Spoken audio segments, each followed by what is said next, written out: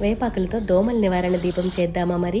ఇంట్లోనే చక్కగా వేపాకులతో ఈ నూనెను తయారు చేసుకుని రోజు ఇలా దీపం పెట్టడం ద్వారా దోమలను నివారించవచ్చు. అయితే వేపాకులు, నూనె, ముద్ద కర్పూరం ఉంటే చాలు. తయారు చేస్తూ మన మాట కూడా వినిద్దామా మరి? మా చిన్నప్పుడు అమ్మమ్మ ఇంటి దగ్గరే పడుకునేది. నిజానికి అమ్మమ్మ ఊరు, నానమ్మ ఊరు ఒకటే.